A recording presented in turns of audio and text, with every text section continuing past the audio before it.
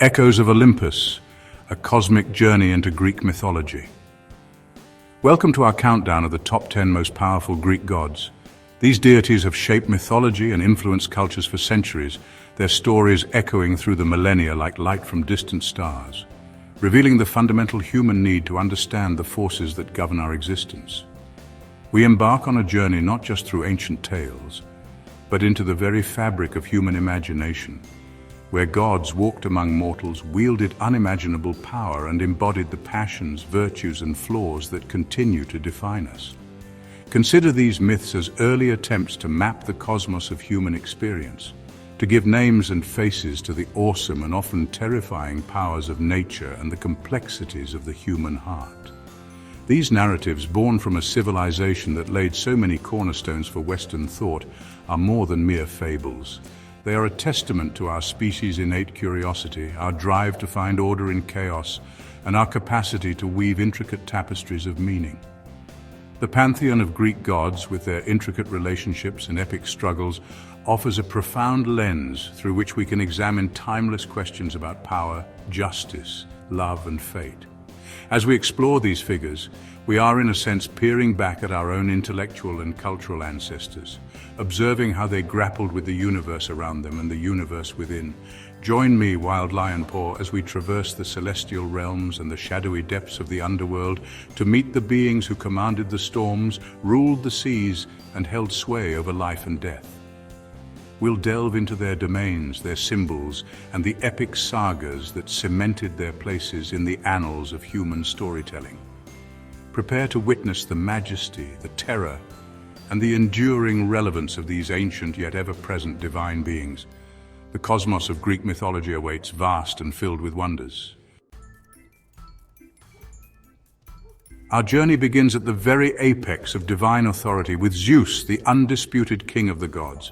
Imagine a being whose mere whim could unleash tempests, whose gaze could make mountains tremble. He is not merely a ruler, but the embodiment of celestial power, the ultimate arbiter of justice among gods and mortals alike. His domain, Mount Olympus, isn't just a mythical peak. It's a cosmic command center from which the order of the universe, as the ancient Greeks perceived it, was maintained. His symbol, the thunderbolt, is no mere weapon. It's a concentrated spear of raw, untamed energy, a physical manifestation of his dominion over the skies and the very forces of nature. Zeus's ascent to power was no gentle inheritance. It was a saga of cosmic revolution, a dramatic overthrow of the preceding Titan regime led by his own father, Cronus. This primordial conflict, the Titanomachy, was a universe-shaking war that established a new order, placing Zeus and his Olympian siblings at the helm of creation. His story is a potent reminder that power, even divine power, is often forged in the crucible of struggle and upheaval. He represents not just authority, but the dynamic and sometimes violent processes by which order emerges from chaos, a theme that resonates throughout the natural history of our own universe. The tales surrounding Zeus are myriad, painting a complex portrait of a deity who is both a stern lawgiver and a figure prone to decidedly human-like passions and indiscretions. His numerous affairs and the resulting divine and semi-divine offspring populate Greek mythology with heroes and monsters, each story a thread in the intricate web of Olympian society. These narratives explore themes of leadership, responsibility, the abuse of power, and the often blurred lines between the divine and the mortal. He is the Sky Father, the Cloud Gatherer, whose influence permeates every aspect of the ancient Greek world, from the grandest affairs of state to the most intimate human concerns. Consider the eagle, his sacred animal, soaring high above, a living symbol of his far-reaching sight and majestic presence. Or the oak tree, steadfast and deeply rooted, representing his enduring strength and authority. These symbols aren't arbitrary. They are carefully chosen reflections of his essence, connecting him to the natural world he commands. Zeus's power wasn't just about brute force. It was about maintaining a delicate balance, often through means that were far from perfect, reflecting perhaps the ancient understanding that governance, even at a cosmic scale, is a messy and complicated affair. Ultimately, Zeus stands as a monumental figure, a celestial patriarch whose influence shaped the very framework of Greek mythology. He is the fulcrum around which much of this ancient cosmology revolves, a being whose power, while immense, was also subject to the prophecies of fate and the intricate interplay of divine relationships. To understand Zeus is to grasp a fundamental aspect of the Greek worldview, a universe governed by powerful, often capricious forces where even the king of the gods must navigate a complex web of alliances, rivalries, and responsibilities. His reign is a constant reminder of the grandeur and the peril inherent in ultimate authority. From the celestial heights of Olympus, we now plunge into the unfathomable depths of the ocean, the domain of Poseidon, brother of Zeus, and a deity whose power rivals that of the sky god himself. Imagine the vast, mysterious, and often terrifying expanse of the sea. This was Poseidon's kingdom. He is the god of the sea, earthquakes, and intriguingly horses, a triad of influences that speaks to the elemental forces he commands. His iconic trident is not merely a three-pronged spear, it is a symbol of his dominion over the waters, an instrument capable of stirring monstrous storms, summoning tsunamis, and most terrifyingly, shaking the very foundations of the earth. Poseidon's temperament is often depicted as tempestuous and unpredictable, much like the seas he rules. He could be a benevolent force, guiding sailors safely to shore and bestowing bountiful catches. But he could also be an agent of immense destruction, his wrath unleashed in devastating earthquakes and ship-sinking whirlpools. This duality reflects the ancient world's relationship with the ocean, a source of life and sustenance, but also a realm of immense danger and unknown terrors. His power was a constant presence, felt by every coastal city, every mariner who dared to venture onto his vast liquid territory. His rivalry with Athena for the patronage of Athens is one of the most famous tales, a contest of divine gifts where his offering of a saltwater spring, or in some versions the horse, was deemed less valuable than Athena's olive tree. This story highlights not just his power, but also the complex political and cultural landscape of the ancient Greek world, where divine favor was actively sought and contested. His association with horses is fascinating, linking the wild, untamed power of the equine spirit with the surging energy of ocean waves and the tremors of the earth, suggesting a deep, primal connection between these powerful natural phenomena.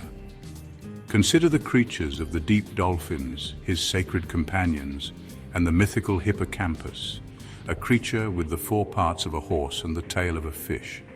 These beings are extensions of his domain, living embodiments of the sea's beauty and its untamed wildness. His underwater palace, a magnificent structure of coral and gems, was said to be a place of breathtaking beauty, yet also a seat of immense power from which he governed his watery realm. The very tides ebbed and flowed at his command, a constant rhythmic display of his pervasive influence over the planet's largest domain. Poseidon's significance extends beyond mere control of the physical ocean. He represents the subconscious depths, the powerful, untamed emotions that can surge within us, much like a sudden storm at sea.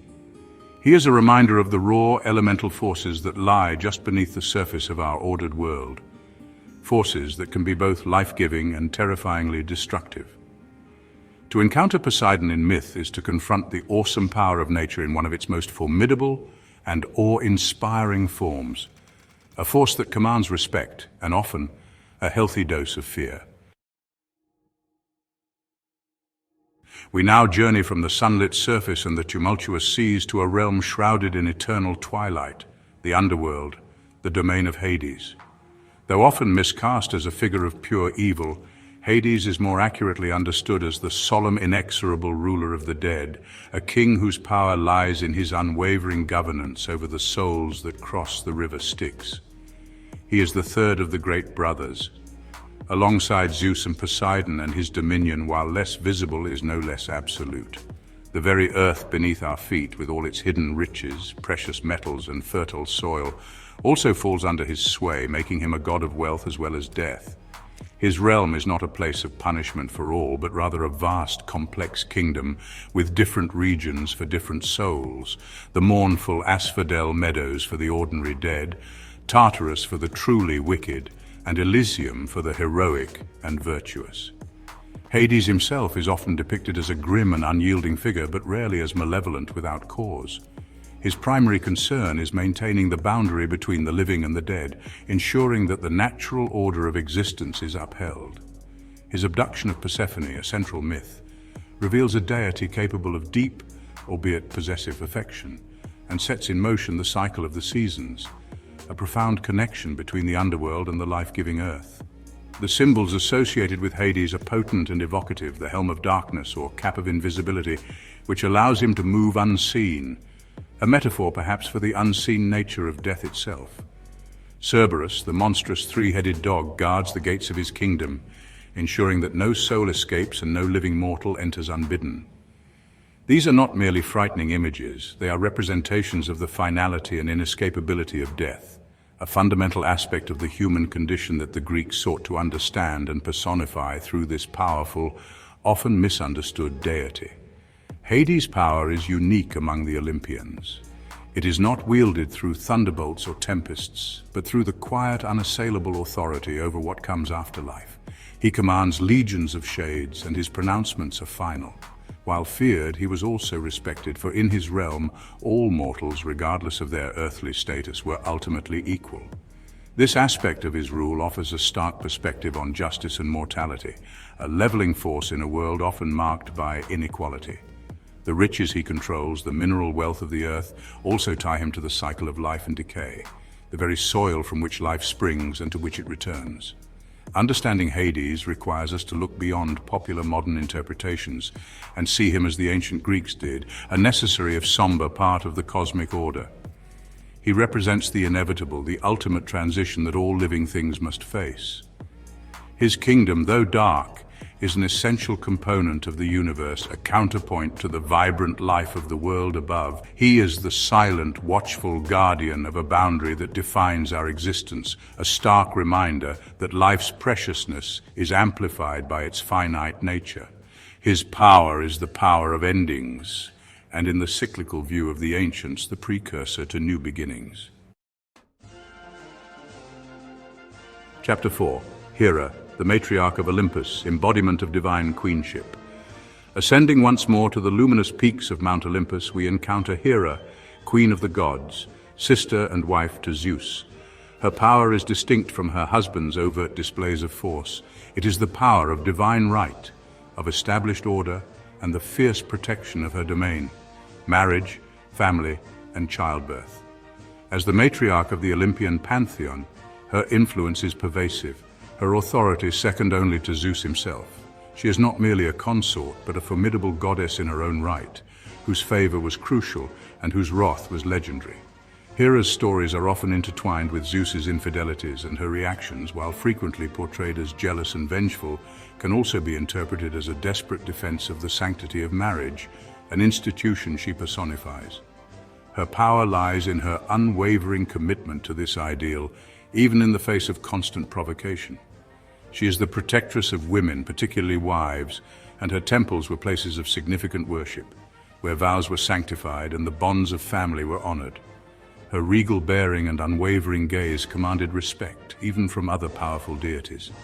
The peacock, with its magnificent plumage and watchful eyes, is her sacred animal, symbolizing her vigilance and queenly splendor. The pomegranate, a fruit bursting with seeds, represents fertility and the continuation of life, core aspects of her divine responsibilities. These symbols are not mere adornments. They are potent indicators of her spheres of influence, connecting her to the very fabric of life and societal structure. Her power was not about wielding thunderbolts, but about upholding the covenants and traditions that bound the divine and mortal worlds together. Consider her role in the Trojan War, subtly influencing events, or her relentless pursuit of Zeus's lovers and their offspring like Heracles. These narratives, while showcasing her vengeful side, also underscore her immense power and determination. She was a force to be reckoned with, capable of orchestrating complex schemes and enduring great emotional turmoil, all while maintaining her regal status. Her struggles and triumphs paint a picture of a goddess who embodies both the ideals and the inherent complexities of queenship and marital fidelity in a world of gods behaving at times very much like flawed humans. Hera's enduring legacy is that of the archetypal queen, a figure of immense dignity, unwavering, if sometimes harsh, principle and profound influence. She represents the stabilizing forces within a society, the importance of vows, and the protective instincts that bind families. While often overshadowed by Zeus's more spectacular displays of power, Hera's authority was foundational to the Olympian order. She was the celestial mother, the guardian of sacred bonds, whose presence ensured a measure of order and continuity in the often chaotic divine realm. Her power was the power of legitimacy, of tradition, and of the enduring strength found in union. Chapter 5. Athena, the luminous mind, weaver of strategy and wisdom. We now turn our gaze to a deity born not of conventional birth, but sprung fully formed and armored from the brow of Zeus himself. Athena, the goddess of wisdom, strategic warfare, crafts, and righteous causes. Her very genesis speaks to her essence, a being of pure intellect, martial prowess, tempered by reason, and a patron of human ingenuity. Athena represents the power of the mind, the brilliance of strategy over brute force, and the civilizing influence of knowledge and skill. She is a beacon of rational thought in a pantheon often driven by raw emotion. Unlike Aries, who embodies the chaotic bloodlust of battle, Athena presides over the strategic, tactical aspects of warfare, the careful planning, the clever ruses, and the disciplined execution that leads to victory for a just cause. She is the protector of heroes like Odysseus and Perseus, guiding them with her wisdom and providing them with the tools, both mental and physical, to overcome their trials. Her counsel was sought by kings and generals, for her insight could turn the tide of any conflict, ensuring that might was guided by right. Her symbols are deeply resonant. The owl, with its wide, knowing eyes, representing her wisdom and keen perception, able to see clearly even in metaphorical darkness. The olive tree, her gift to Athens in her contest with Poseidon, symbolizes peace, prosperity, and the fruits of civilization, a testament to her preference for constructive solutions over destructive conflict.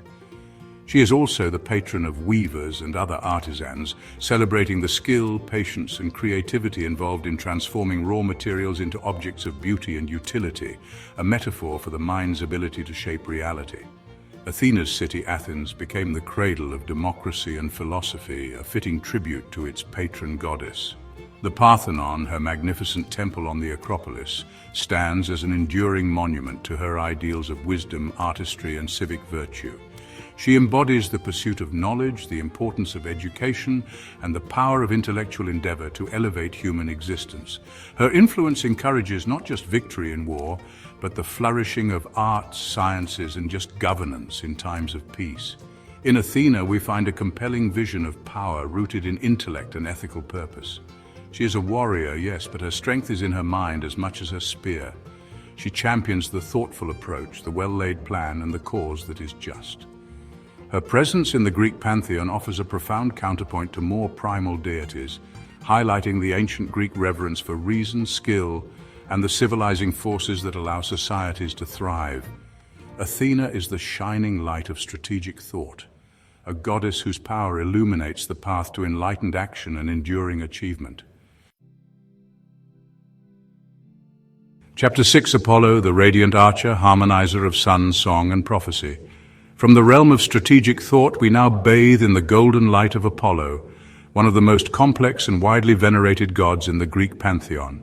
He is the son of Zeus and Leto and twin brother to Artemis. Apollo's domains are vast and luminous. He is the god of the sun, music, poetry, prophecy, healing, and archery.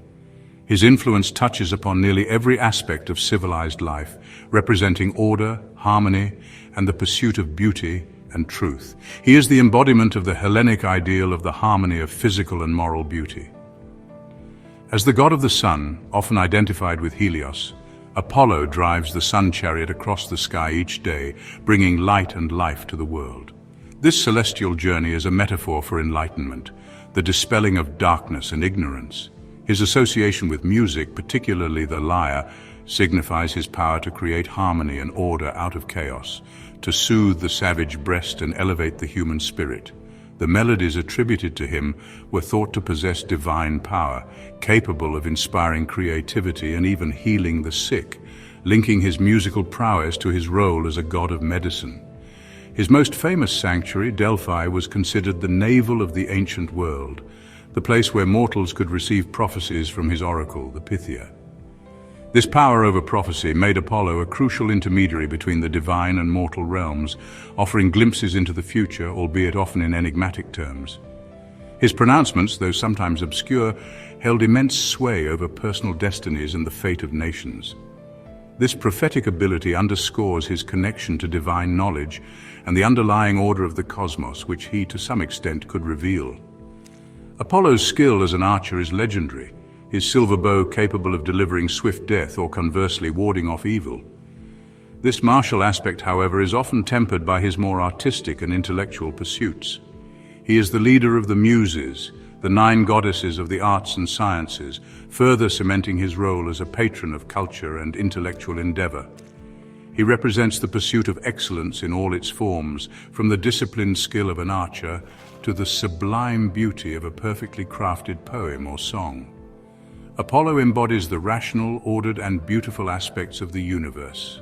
He is a god of clarity, illumination, and artistic inspiration, a stark contrast to the more chthonic or chaotic deities. His influence encouraged the development of art, music, philosophy, and science, fostering a culture that valued reason and aesthetic refinement. To understand Apollo is to appreciate the ancient Greek aspiration for harmony. Harmony between mind and body, between humanity and the divine, and between the individual and the cosmos. He is the radiant god whose light continues to inspire the quest for knowledge and beauty. Shifting our focus from the radiant sun to the silvery glow of the moon, we encounter Artemis, twin sister of Apollo, and a fiercely independent goddess of the hunt, the wilderness, wild animals, and childbirth. Where Apollo represents the cultivated and civilized, Artemis embodies the untamed, the pristine natural world, and the fierce protectiveness of a mother bear. She is a virgin goddess, eternally young and dedicated to her freedom, roaming the forests and mountains with her band of nymph huntresses, far from the intrigues of Olympus. Her domain is the wilderness, the last vestiges of untouched nature, a realm she defends with formidable skill and unwavering resolve. As a huntress armed with her silver bow and arrows, she is swift, precise, and sometimes ruthless, embodying the predator's instinct but also a deep respect for the balance of nature. She is the protector of young animals, yet also the one who presides over their ritual sacrifice. This duality reflects the complex relationship ancient peoples had with the wild, a source of sustenance and danger, beauty and terror.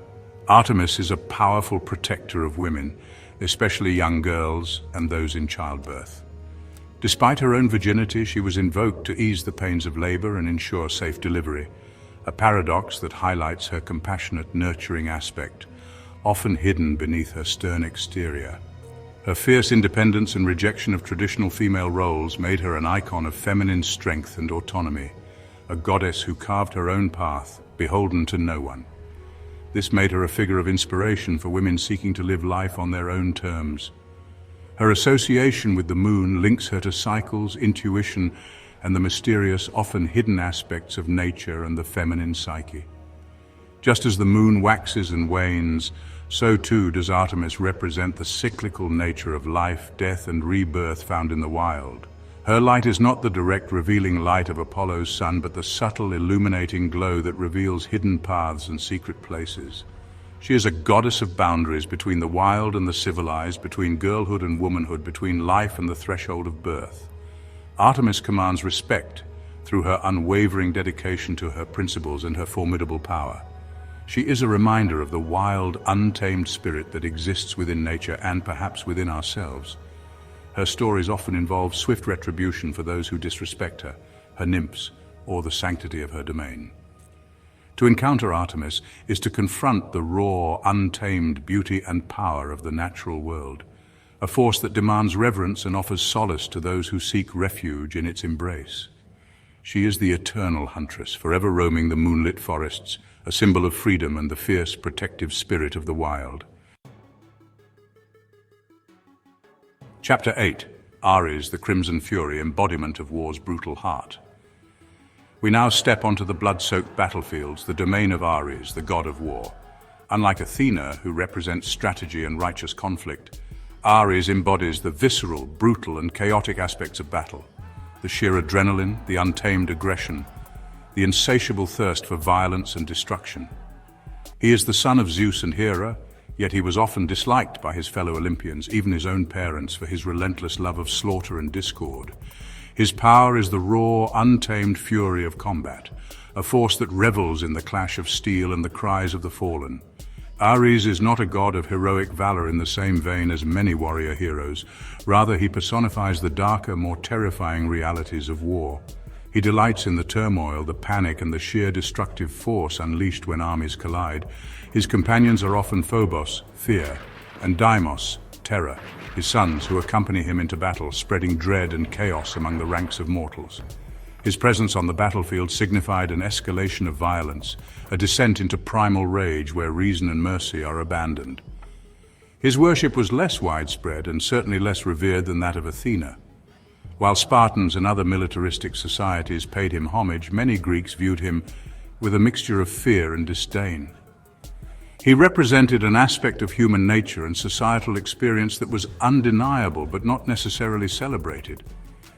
His temples were often located outside city walls or in rugged, untamed landscapes, reflecting his association with the wilder, more destructive impulses. The vulture and the venomous snake, creatures associated with death and danger, were sometimes linked to him. The stories involving Aries often depict him as impulsive, aggressive, and frequently outwitted or overcome by more cunning deities like Athena, or even by mortal heroes empowered by other gods. His affair with Aphrodite, the goddess of love, is one of the most famous myths, a scandalous union that highlights the often close relationship between passion and conflict, beauty and brutality.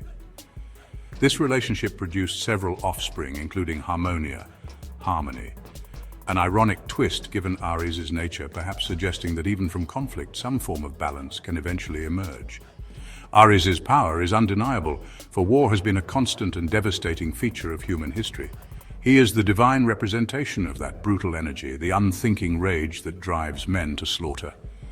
While not a figure of wisdom or subtle influence, his impact is direct, visceral, and terrifying.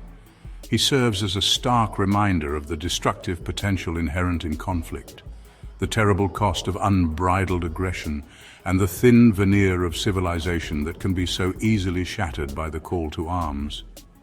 Aries is the crimson tide of battle, a force that, once unleashed, consumes all in its path. Chapter 9, Demeter, the Earth Mother, nurturer of the bountiful harvest. From the grim realities of war, we turn to the life-sustaining embrace of the earth, the domain of Demeter, goddess of agriculture, grain, and the harvest.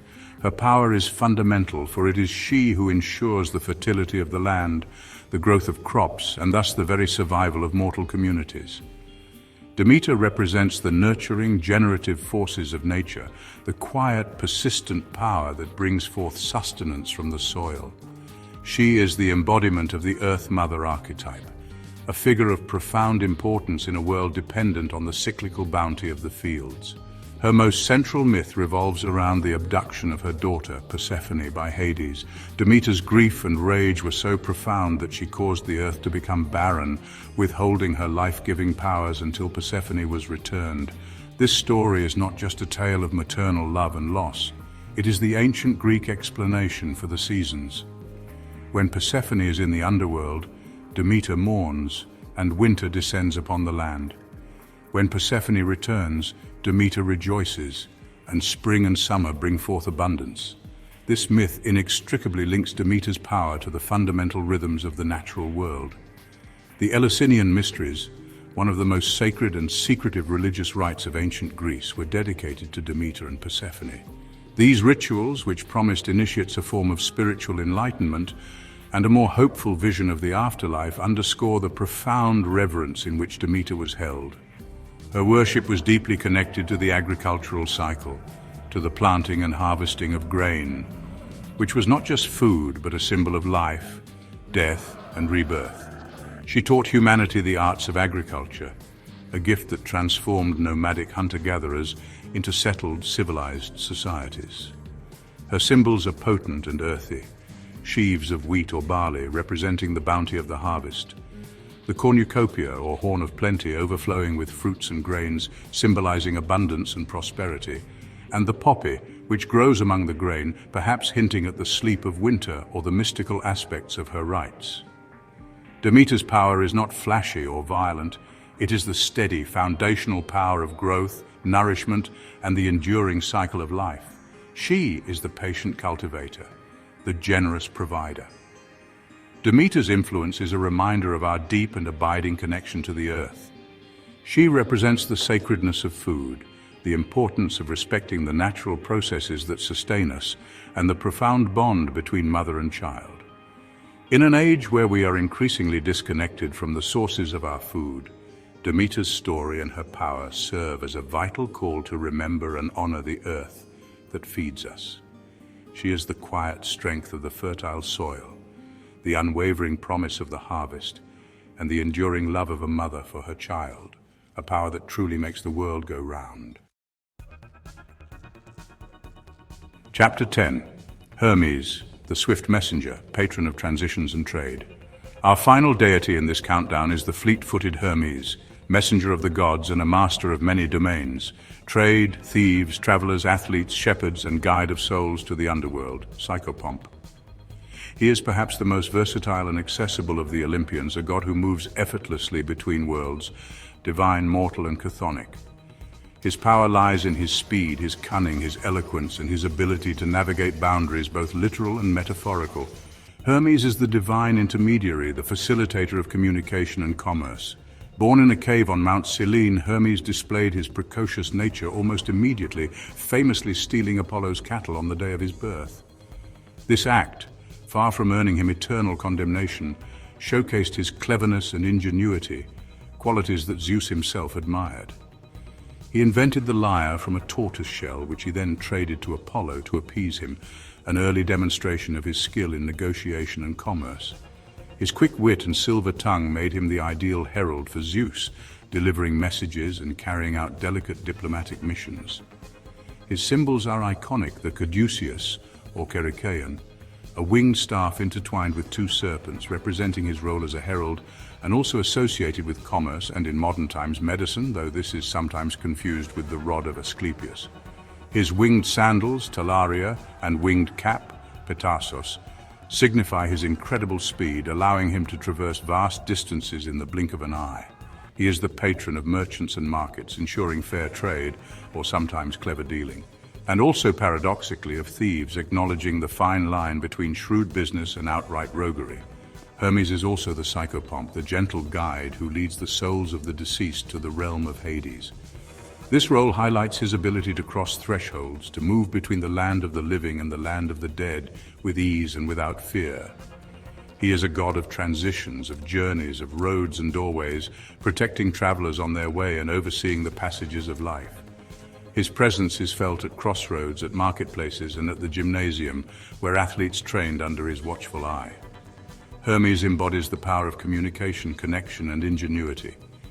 He is the networker of the ancient world, the divine spark of invention and quick thinking. His multifaceted nature reflects the complexity of human interaction and the myriad ways in which societies function and evolve. He is a trickster, but often a benevolent one, using his cunning to solve problems or to facilitate necessary exchanges. Hermes reminds us that adaptability, cleverness, and the ability to bridge divides are potent forms of power, essential for navigating the ever-changing landscape of existence. He is the swift current of information, the spark of commerce, and the guide at life's many crossroads. And so our voyage through the celestial hierarchy of ancient Greece concludes. From Zeus's thunderous command to Hermes' swift journeys, we've explored just a fraction of the immense power and intricate stories held within this vibrant mythology. These 10 deities, each a universe of meaning unto themselves, offer us more than just grand tales. They provide a framework for understanding the enduring human quest to make sense of the cosmos, our place within it, and the very nature of power itself. Their sagas are like constellations, patterns of storytelling that have guided human thought for millennia. These gods and goddesses, with all their strengths, flaws, and epic adventures, continue to resonate because they touch upon universal truths about life, death, love, conflict, and the eternal dance between order and chaos. They are mirrors reflecting our own aspirations, fears, and the complex tapestry of human society. The power they wielded in myth speaks to the forces, both natural and societal, that have shaped and continue to shape our world. Their stories are not just relics of the past, they are living narratives, constantly reinterpreted and rediscovered by each new generation. Thanks for joining us on this journey through Greek mythology. Don't forget to like, subscribe, and hit the bell icon for more fascinating content. The universe of stories is vast, and there are always more wonders to explore, more connections to be made. Until our next cosmic adventure, keep looking up and keep questioning. The echoes of Olympus are all around us if we only take the time to listen.